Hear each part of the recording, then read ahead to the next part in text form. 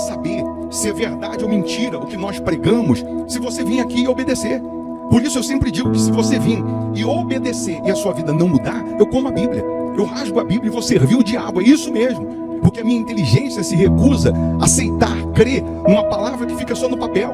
Ora, se está escrito, tem que se cumprir. E Deus está lhe buscando, lhe chamando para mudar a sua história. Não é para você mudar de religião, não. De placa de igreja, não. O nosso Deus é muito maior que placa de igreja, que religião. O nosso Deus quer que você mude de vida, de história, de condição. E para isso, só depende de uma atitude sua. Deus nunca vai fazer o que você tem que fazer. O vir, o se tornar para Ele, o buscar esse Deus é contigo. Fazendo a sua parte, Ele fará a dele.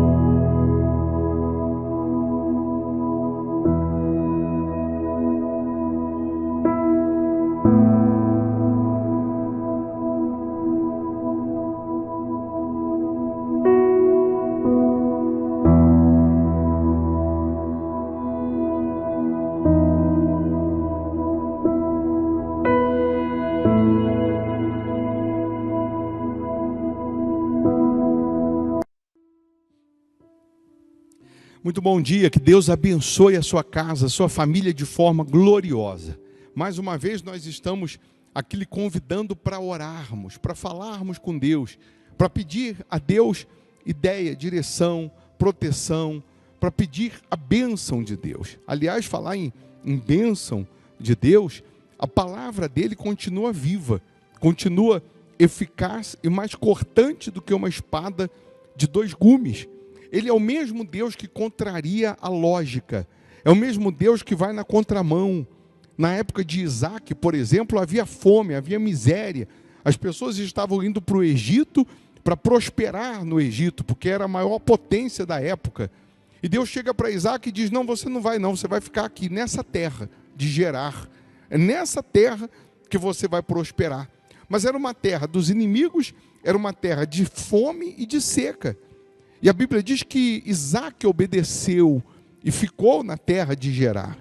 Isaac vai semear numa terra ilógica, numa terra que ninguém semearia, numa época que ninguém semearia. E Deus vai abençoar de tal maneira que ele venha colher.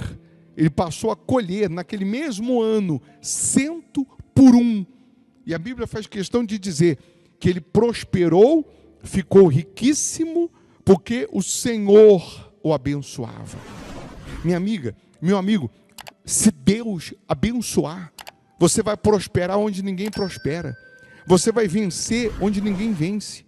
Se Deus abençoar, colocar a mão, você vai vender o que ninguém está vendendo. Você vai crescer como ninguém está crescendo. Então para de se fiar, de se apoiar no que dizem os economistas, no que dizem as pessoas, e coloca toda a sua confiança, a sua fé na palavra de Deus, que essa palavra vai se materializar na sua vida. Essa palavra vai se concretizar na sua vida. Prepara aí um copo com água, eu já tenho aqui a minha caneca com água preparada. Uma vez essa água energizada, consagrada por Deus, onde ela chegar, ou em quem ela chegar, chegará a cura, a libertação, a paz, a prosperidade, chegará a bênção de Deus. Chegará as promessas de Deus, pode ter certeza disso. Vamos falar com Ele? Se possível, feche os olhos. Em o nome do Senhor Jesus, ó Pai, nós reconhecemos que sem o Senhor nada podemos fazer. Nós reconhecemos o quanto precisamos, carecemos, necessitamos da Tua bênção. Então aqui estamos suplicando o Teu favor, porque assim como o Senhor abençoou Isaac, e naquele mesmo ano ele se tornou riquíssimo, abençoa essas pessoas, abençoa os fiéis da sua casa, abençoa os inscritos no canal, os que deixaram os nomes aqui para oração, abençoa os trabalhadores, abençoa todos que estão participando dessa oração, dessa prece, independente de placa, de religião, até porque o Senhor é muito maior que placa de igreja, é muito maior que religião. O que nós queremos, ó Deus, é que essa bênção venha sobre essas pessoas e que o Teu nome seja glorificado, que o Teu nome seja exaltado, que ao beberem dessa água recebam saúde física, saúde espiritual, Que essa terça-feira seja de milagres, de respostas, de portas abertas, de sinais, prodígios e maravilhas aos que creem, meu Pai. Ó meu Deus, nós entregamos tudo nas Tuas mãos, na certeza do milagre, na certeza do sobrenatural. Abençoa agora, meu Pai. Abençoa agora as famílias, as crianças. Abençoa esse país. Coloca a Tua mão, meu Pai, sobre todos. Aqueles que estão enlutados, porque perderam um ente querido, que o Senhor possa consolar, confortar. Que o Senhor possa dar forças, meu Pai. Abençoa todos que participam desse clamor. Em o nome do Pai, do Filho e do Espírito Santo, é o que nós determinamos. E aí onde você está, respire fundo e receba paz, receba vida, receba a bênção do Pai, do Filho e do Espírito Santo. E quem crê, diga amém e graças a Deus. Amém? Beba da água crendo no sobrenatural. Se tinha uma dor, procura, aperta, mexe, anda, faz o que você não podia fazer. Mas receba a luz de Deus, receba o poder dele. A Igreja Hospital da Alma fica aqui em Belo Horizonte, Minas Gerais, Avenida Amazonas, 1744, esquina com Araguari. Nessa quarta-feira, 7h30 da noite, vamos estar aqui adorando a Deus, louvando a Deus, aprendendo mais sobre a palavra de Deus. Se geograficamente você mora longe, aí você participa virtualmente. Por isso que é importante você estar inscrito aqui no canal. Por isso que é importante você estar inscrito no canal. Para que você participe virtualmente, seja notificado. Faça da sua casa uma extensão da Igreja Hospital da Alma. 7h30 da noite, nessa quarta. Tá bom? Eu vou deixar uma sugestão aqui de pregação para te enriquecer espiritualmente. Se você puder ficar um pouquinho mais, ouça. Vai ser bom. Eu vou colocar as redes sociais aí. Você pode acompanhar o nosso trabalho também pelas redes sociais. Tem o nosso WhatsApp. Minha esposa que responde. Você manda lá um oizinho lá. Fala assim, eu quero receber os links das reuniões. Ela vai cadastrar o seu número também na nossa lista de transmissão. E sempre que a gente estiver aqui ao vivo, ela vai encaminhar o link para você. Então, por isso, deixa aí. Manda aí um oizinho, deixa aí salvo também. Você tem que salvar o nosso contato, senão você não consegue abrir os links, tá? E também você pode deixar o seu like aí, dar um cliquezinho nesse joinha, fica fazendo isso. Você nos ajuda a evangelizar. Que Deus abençoe esse dia. Boa terça. Nós estamos na condição de servos. Todos nós estamos na condição de ser dependentes ou de sermos dependentes do Senhor Jesus. E ai daquele que achar que não precisa ou que já está num nível espiritual suficiente, que não precisa depender de Deus ou que não precisa esperar em Deus. Mas antes de entrarmos aqui nessa questão dos Salmos 51, se você reparar, na maioria dos milagres que o Senhor Jesus executou, que o Senhor Jesus fez, mesmo sendo o Senhor Jesus, mesmo tendo o Senhor Jesus poder para curar, para libertar, poder para ressuscitar, mesmo o Senhor Jesus tendo os poderes de uma forma sobrenatural, na sua maioria, quando o milagre acontecia, ele virava para a pessoa que recebeu o milagre e disse, a tua fé te curou, ou a tua fé te salvou. Por quê? Que ele, sendo Deus, ele deixou essa frase. Uma vez ele sendo Deus, ele podia falar, eu te curei. Pelo meu poder, eu te curei. E não teria exagero nenhum nisso. Não teria problema nenhum em o Senhor Jesus afirmar isso. Pela minha glória, eu te curei. Pelo meu poder, você foi curado. Pelo meu poder, você recebeu o sobrenatural. Mas por que o Senhor Jesus em nenhum momento disse isso? Pelo contrário, a Bíblia diz que em Nazaré ele não fez nenhum milagre por causa da incredulidade daquelas pessoas. Mesmo ele sendo Deus, mesmo ele sendo Senhor, mesmo ele tendo o poder que ele tinha e tem, mas que ele tinha na condição de homem, quando ele estava aqui, ele não fez nenhum milagre na cidade de Nazaré, e a Bíblia faz questão de dizer que o Senhor Jesus não fez nenhum milagre naquela cidade por causa da incredulidade daquelas pessoas. E aí a gente começa a meditar e analisar uma questão que às vezes nós pecamos de uma forma inconsciente, que às vezes nós pecamos de uma forma equivocada. Porque eu já disse a você, em algumas lives você já me ouviu dizendo, falando para as pessoas, para falarem o seguinte: meu Deus, me cura, me liberta, me cura do vício, ou muda essa situação, que eu faço um voto de ser dizimista no altar do Hospital da Alma, que eu faço um voto de dar a minha vida no altar do Hospital da Alma, que eu faço um voto de te servir no altar do Hospital da Alma. E em algumas dessas lives, eu pedia para a pessoa escrever na hora, quem já tinha um resultado, um testemunho, e vinham testemunhos na hora, como também vieram e estão vindo ainda testemunhos pelo WhatsApp, etc. Mas veja você que em nenhum momento eu disse para você fazer um voto e dizendo: meu Deus, me cura, ou me liberta, ou muda essa situação, e eu faço um voto de ser dizimista com o bispo Formigoni, ou na igreja do bispo Formigoni. Eu faço um voto de ser fiel ao bispo Formigoni. Eu faço um voto de servir o Deus do bispo Formigoni. Por que em nenhum momento eu citei, não citarei e jamais vou falar isso? Porque a nossa fé, ela tem que estar fundamentada na palavra de Deus. Ela tem que estar fundamentada em Jesus. Se você fundamentar a sua fé em coisas ou em pessoas, mais cedo ou mais tarde você vai se decepcionar. Mais cedo ou mais tarde você vai se cansar. Se você fundamentar a sua fé, a sua esperança em coisas ou em pessoas, mais cedo ou mais tarde você vai acabar desanimando. Mas quando a minha fé está fundamentada na palavra de Deus, quando foi que a palavra de Deus falhou? Nunca.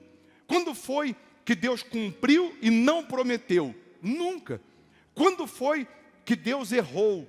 Que Deus, de uma forma equivocada, Ele errou com alguém? Também nunca. Então, qual é a chance de uma pessoa depositar a sua fé na palavra de Deus e se decepcionar? Zero. Qual é a chance de uma pessoa fundamentar a sua fidelidade, a sua obediência à palavra de Deus e ela se decepcionar ou desanimar porque demorou ou não aconteceu na hora que ela queria ou na hora que ela imaginava? Nunca. Porque a palavra de Deus, a Bíblia diz que ela se renova a cada dia em nós.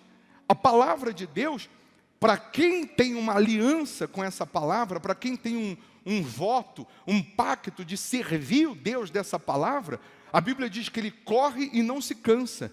A Bíblia diz que ele sobe com asas como águia.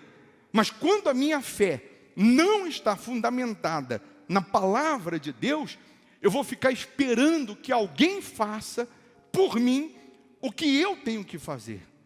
Aí entra aquela questão das pessoas serem viciadas em pedir oração. Eu não estou dizendo que está errado você pedir para que alguém ore por você, para que alguém lhe ajude em oração. Mas está errado você terceirizar isso. Você vira para todo mundo nas redes sociais e pede para que todo mundo ore por você, e aí você não quer ter o trabalho de usar a sua fé ou de manifestar a sua fé, você não quer ter o trabalho de fazer a sua parte, porque já tem alguém orando por você, já tem alguém pedindo a Deus por você, já tem alguém intercedendo por você.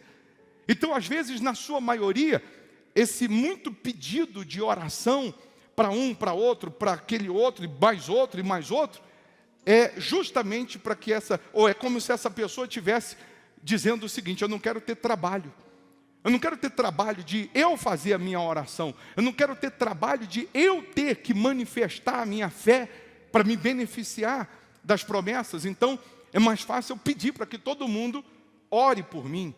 E aí a gente entra naquela questão que Jesus dizia para a pessoa que era curada: a tua fé te salvou, a tua fé te curou. Então depende da minha fé, depende da minha parte.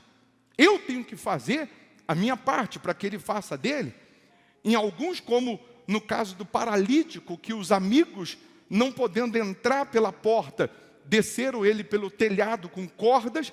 A Bíblia diz que Jesus, vendo-lhes a fé, Jesus disse: estão perdoados os teus pecados.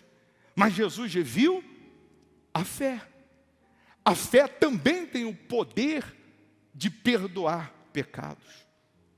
A fé tem o poder, uma vez aplicada, uma vez colocada em prática na palavra de Deus, tem o poder de te limpar dos seus erros, das suas falhas, para você começar uma vida limpa com Jesus, uma vida nova com Jesus.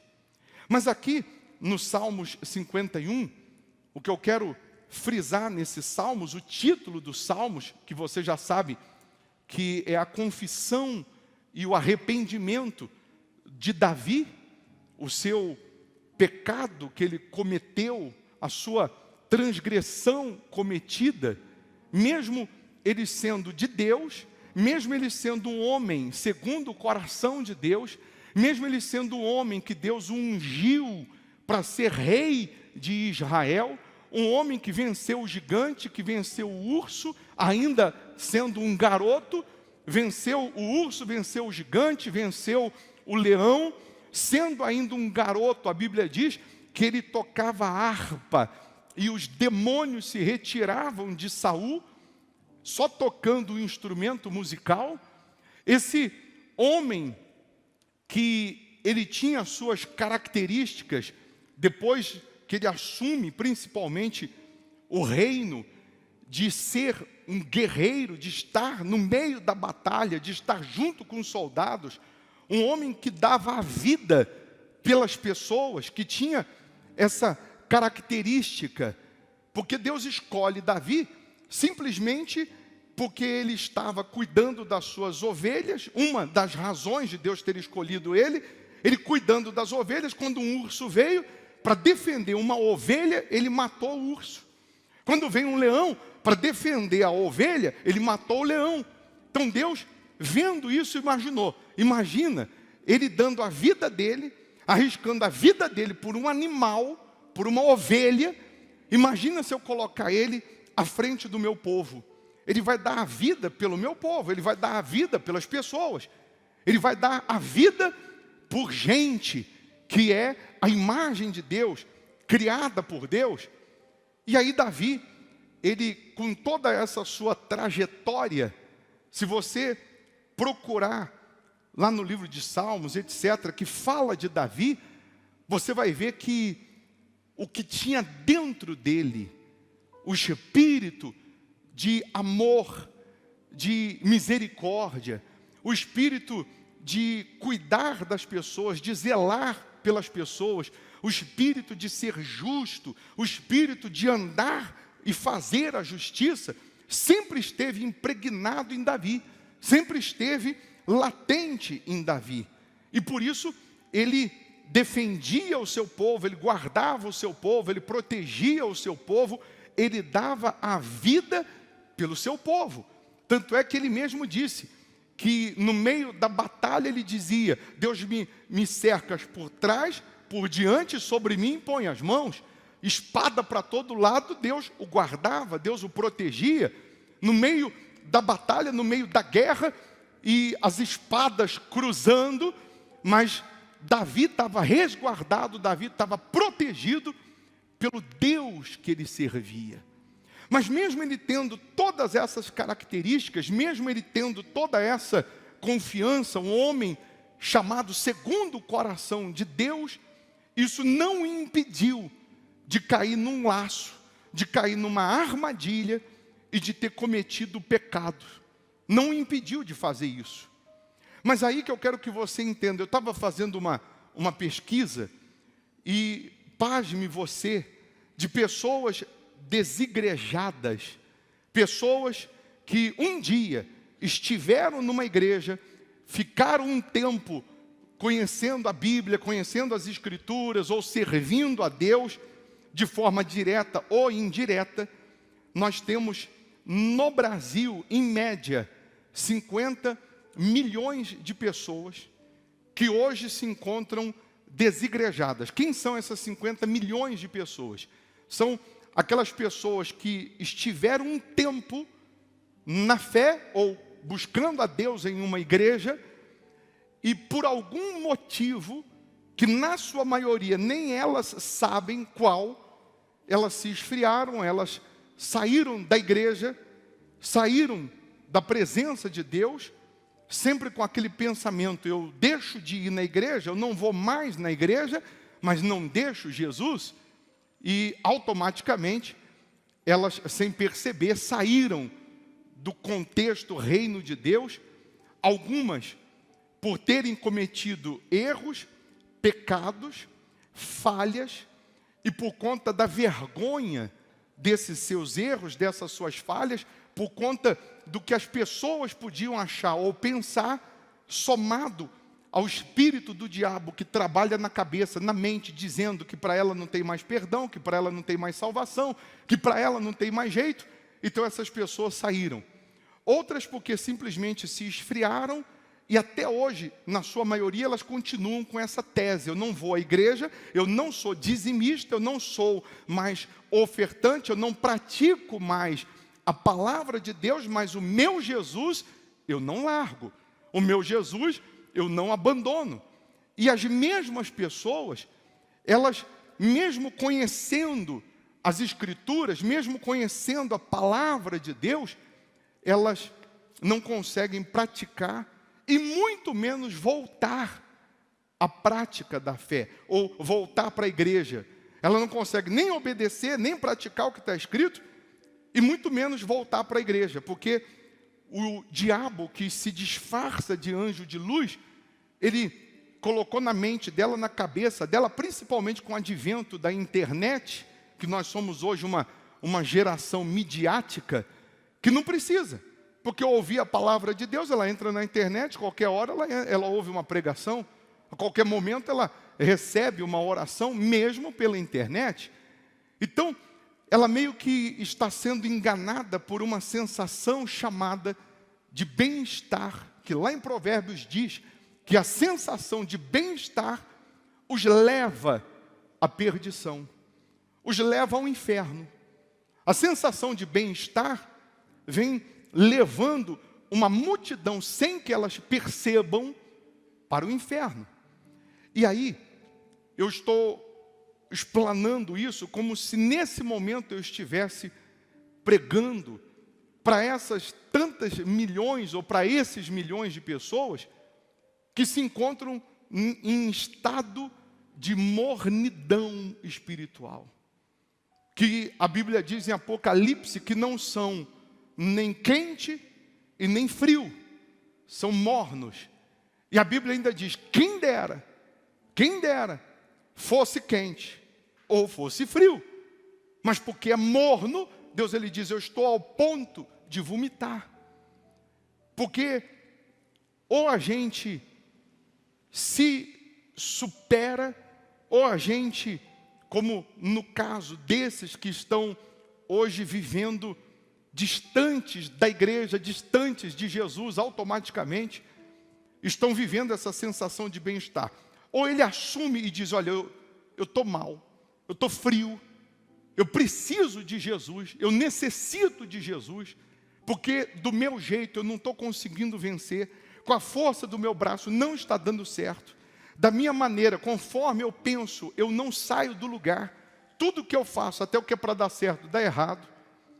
Ou essa pessoa cai em si e volta correndo para os braços de Deus, para os braços do Senhor Jesus, ou nessa mornidão, ela sem perceber, está caminhando para o inferno e infelizmente ela só consegue acordar depois que chega lá.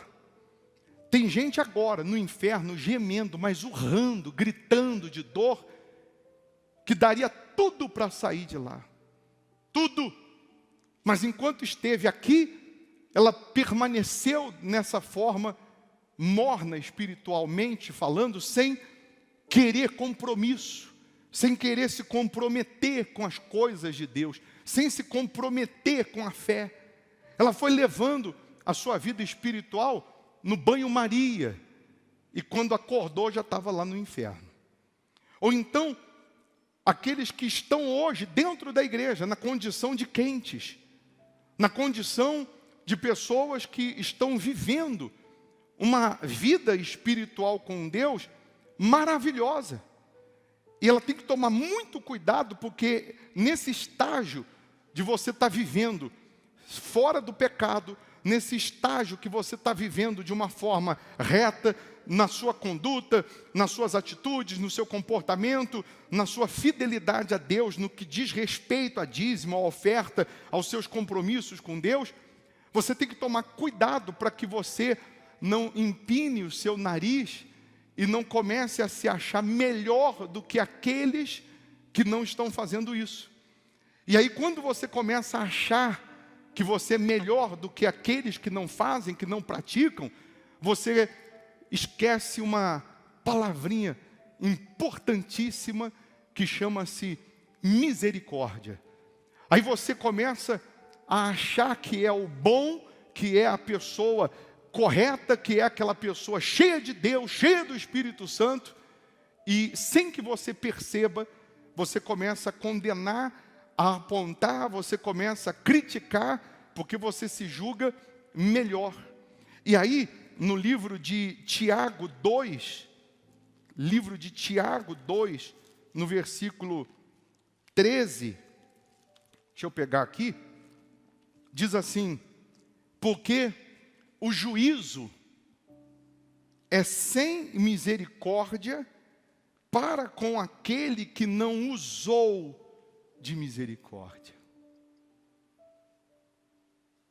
À medida que eu meço, eu sou medido também. Se eu não uso de misericórdia, amanhã, quando eu precisar de misericórdia, eu não vou receber. Eu não vou ter. Aquele que se acha perfeito, ele está correndo um grande perigo. Porque ele começa a condenar, ele começa a apontar, ele começa a se achar melhor. Por isso que a Bíblia diz que aquele que pensa estar de pé, cuide-se para que não caia. A Bíblia não diz aquele que está de pé, cuide-se para que não caia. A Bíblia diz aquele que pensa estar de pé, cuide-se para que não caia. Aí vamos voltar para Davi,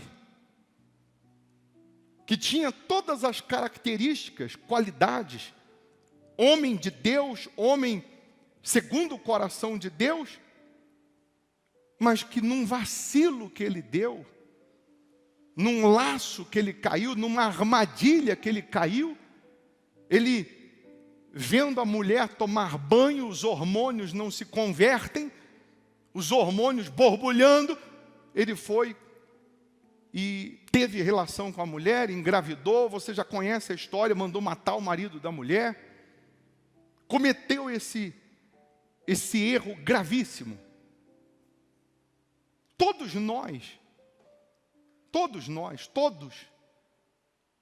iriam colocar ponto final na história dele. Mas Deus, porque ele se arrepende e abandona o seu pecado, Deus o alcança com a sua misericórdia, dizendo: eu perdoei o seu pecado. Mas isso, pessoal, pregando e falando, é bonito. Mas para a pessoa que hoje está lá fora, que hoje está bombardeada na sua cabeça, na sua mente, porque ela errou, pisou na bola, porque falhou, porque pecou, porque saiu da igreja, porque de alguma maneira ela se afastou de Deus. Para a gente é tão claro enxergar isso, que se ela agora falar, meu Deus, me perdoa, eu pequei, eu errei, eu não quero viver distante do Senhor, eu não quero viver afastado do Senhor, Deus perdoa na hora, se há sinceridade. Para a gente falar aqui é tão simples, mas para aquele que está sendo bombardeado pelo inferno inteiro, que está lutando pela alma dessa pessoa, é difícil. E só mesmo a misericórdia de Deus para fazer essa pessoa entender que não existe ponto final na história dela, que Deus não vai colocar ponto final na história dela, por conta do que ela fez ou deixou de fazer, mas Deus quer continuar escrevendo a história dela. E para Deus continuar escrevendo a história dela, ela precisa voltar ao altar, ela precisa voltar à prática da fé, ela precisa voltar às primeiras obras, ela precisa voltar ao primeiro amor, ela precisa se reconstruir na sua fé, independente do que vão achar ou do que vão pensar. Você vê que a maior luta para o filho pródigo voltar para casa era preocupado com o que os outros iam falar, preocupado até com o que o pai ia jogar na cara dele. E ele ficou arrumando algumas desculpas para voltar para casa. E quando ele chega ao longe, o pai corre e o abraça. Em nenhum momento o pai pergunta, o pai pede a ele explicações. Em nenhum momento o pai quer ouvir as desculpas dele. Ele ficou arquitetando, né? Como que eu vou falar para o meu pai? Eu vou pedir para ele me tratar como um dos seus empregados. Em outras palavras, ele não precisa nem me tratar como filho, não, mas pelo menos me trata como um dos empregados, para eu não ficar aqui com os porcos, comendo a lavagem dos porcos. Mas quando ele volta, enquanto ele ficou nesse tempo preparando as desculpas, o pai já estava preparando uma festa para ele. Enquanto ele volta com as suas roupas cheias de lama do chiqueiro dos porcos, o pai tinha roupas novas para ele. E é isso que acontece com a gente. Quando há o pecado, quando há a falha, quando há a transgressão, quando há o erro, seja ele qual for, nós ficamos com as nossas roupas cheias de lama do chiqueiro do pecado, do chiqueiro desse mundo. Nós ficamos com mau cheiro, espiritualmente falando, e a gente começa a pensar que andando aí na rua, está todo mundo olhando para a gente, porque é como se a gente estivesse cheio da lama do chiqueiro dos porcos. Mas a atenção que o pai deu para o filho pródigo é a mesma que ele vai dar para você, que ele vai dar para aquele que está em casa procurando as desculpas para voltar. É a mesma atenção, a mesma festa que ele deu para o filho pródigo, as roupas limpas, o anel que representa ele ter a autoridade de filho, sandália nos pés, é o que Deus tem preparado para todos nós. O pai continua sendo o mesmo. O pai tem prazer na volta do filho. O pai tem prazer quando há sinceridade e arrependimento. O pai tem prazer quando há quebrantamento de espírito. Porque todos falhamos, erramos. Ou, se você já se limpou, se consertou, você não vai condenar ninguém, porque um dia você esteve na pele desse alguém.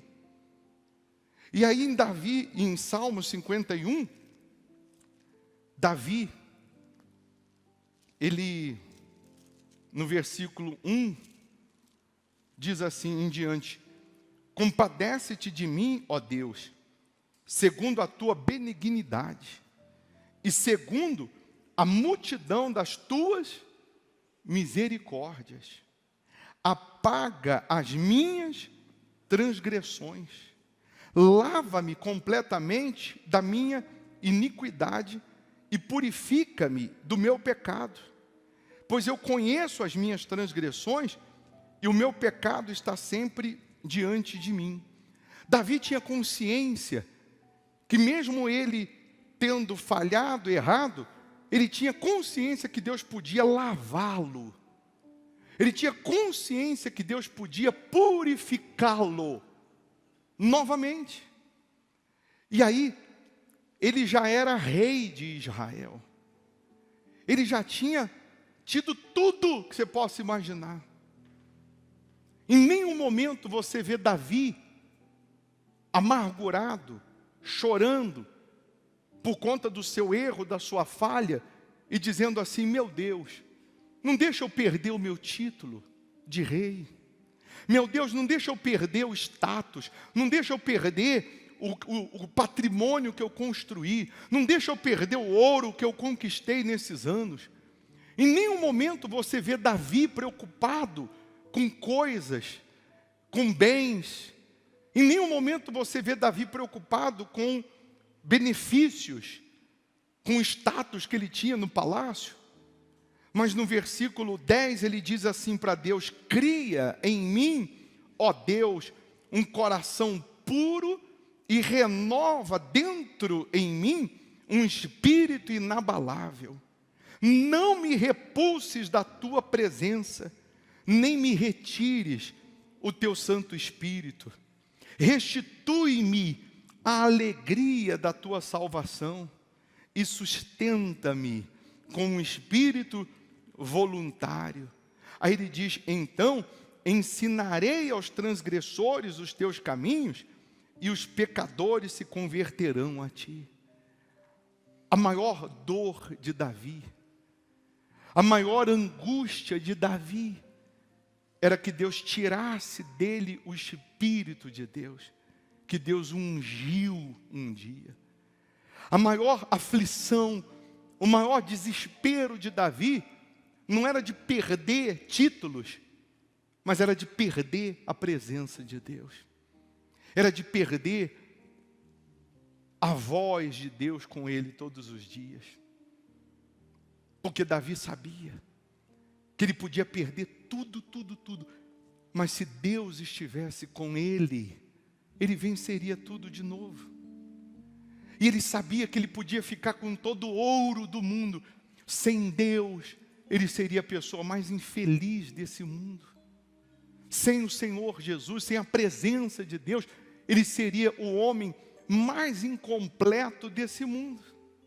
E é o que acontece hoje.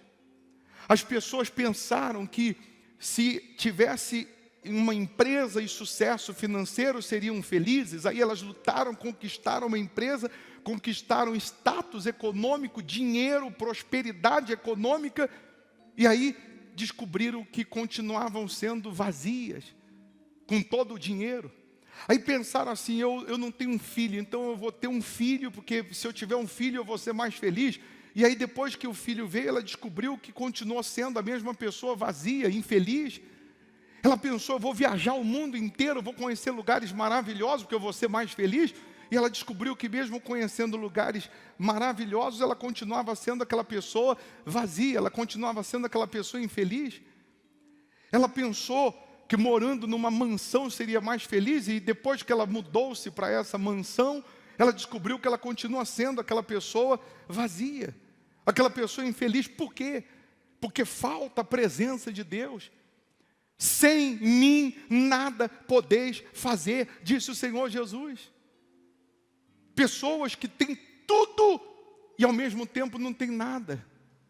São tão pobres, tão miseráveis, que a única coisa que elas têm é dinheiro. Mas são miseráveis no espírito. São pessoas cheias de mágoa, de maus olhos, de malícia, de maldade. Pessoas que às vezes estão aqui, mas a maquinação, o pensamento é mau. Outras querendo se beneficiar em cima de mentira, querendo ganhar uma pontinha financeiramente em cima de alguém, ou ainda que seja do auxílio do governo, através de uma mentira. Pessoas que, nessa questão do auxílio, ela não estava no grupo para receber. Ah, mas já que dá para receber, eu vou receber. É a mesma coisa, o caminhão de carne que tombou, e só foi tombar, brotou gente da terra, do chão, do nada, para ir lá e roubar a carne que estava no caminhão, só porque o caminhão tombou. Mas o caminhão tombou, mas a carne não é sua. Tombou na estrada o caminhão, mas você não comprou a carne. E se bobear, tem gente lá, crente, que saiu com um pedaço de carne nas costas, e depois, em casa, quer dar uma de santo. Depois quer moralizar. Então eu já disse que não tem super santo, super crente. Por que Deus deixa claro o que aconteceu com Davi? Para a gente entender que por mais que você tenha qualidades, por mais que você tenha vitórias, por mais que você tenha bênçãos, por mais que você tenha uma vida de conquistas com Deus, se você vacilar, você cai num laço, você cai numa rede. Então a gente tem um exemplo para não cair, mas também tem um exemplo para aquele que caiu, que Deus perdoa. Não está acabado não está perdido não. Que você não pode ficar prostrado, é ficar caído. Que você não pode se entregar ao problema. Está entendendo sim ou não? O que ele mais sonhava, o que ele mais desejava, o que mais angustiava Davi, era a ideia de perder o Espírito de Deus, de perder os cuidados de Deus. A gente pode perder tudo menos o Senhor Jesus. Me tira tudo menos a presença de Deus, menos o Espírito de Deus, menos a palavra de Deus. Eu sou melhor que você em quê? O que eu sou melhor que você? Em nada. O mesmo Deus que você fala, eu também falo. Deus me usa para esclarecer a palavra, a mensagem dele? Sim. Deus me usa para orar e as pessoas serem curadas, libertas, etc, etc. Sim. Mas eu estou no mesmo barco que você. Eu estou na mesma condição, na mesma dependência que você. Então você vai falar com Deus, ó Deus, eu preciso, eu necessito, eu quero. Aí você vai chegar para mim e falar assim, bicho, só pode fazer oração para mim? Que eu estou precisando disso, que Deus faça isso. Mas por que você não vai direto? Você tem acesso a Ele. Você não precisa de mim, não, você tem acesso. Claro que um pode ajudar o outro na oração, claro. Eu não estou negando, eu estou só querendo que você tenha uma fé independente de quem quer que seja. Eu só estou querendo que você tenha a sua busca, a sua confiança, a sua vida com Deus. Para que nada, nem ninguém, tire você da presença de Deus. Lutas virão? Virão. Mesmo você sendo tudo direitinho. Dificuldades, tempestades, aflições, virão. Mas porque a minha fé está fundamentada na palavra, eu permaneço. Eu continuo confiando, mesmo sem ver. Mesmo sem receber, eu continuo confiando, porque a palavra dele não volta vazia. Amém? Domingo agora nós vamos ter a Santa Ceia. Que a gente, nessa cerimônia, espiritualmente falando, é a gente ter comunhão com Deus, se assentar à mesa com o Pai.